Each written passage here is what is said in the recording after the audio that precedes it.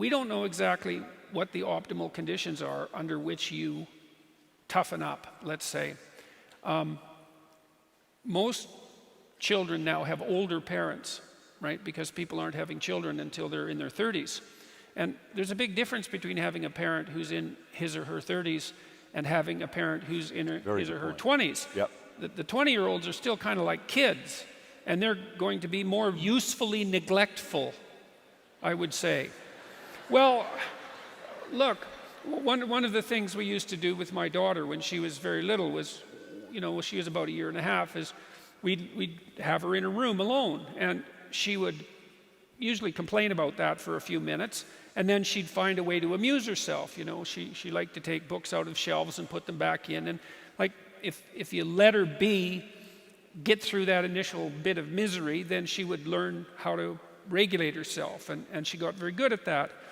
And so that's a good example of minor privation having a positive influence. But children used to have multiple siblings, and siblings toughen you up because there's tremendous competition in families among siblings, and they had younger parents who had fewer resources. And now parents are older, first of all, and second, they're more resource rich, and so they're more likely to schedule their children to death in some sense to provide them with all the opportunities that they feel would be useful. And that's understandable. And plus, because they have fewer children, each child is in some sense more precious.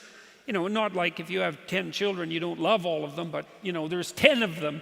There's only so much excess attention that can go around, and they do a lot of socializing each other rather than being socialized by parents. But if you only have one child, you're going to devote all your resources to providing them with absolutely everything you can provide them with. And one of the dangers of that is that you'll overprotect them and you'll provide them with too much.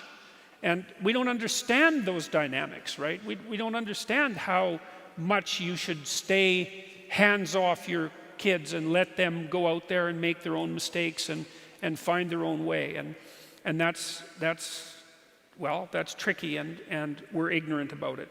And so I think one of the consequences of that is that we do have a reasonable percentage of young people, maybe young adolescents, the kind that you hear about at university, who have been overprotected and overscheduled and under-challenged in some sense. We extend that overprotection far longer than is helpful.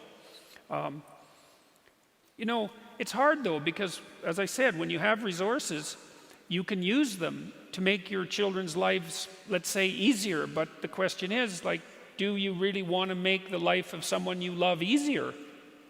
And that's an incredibly difficult question.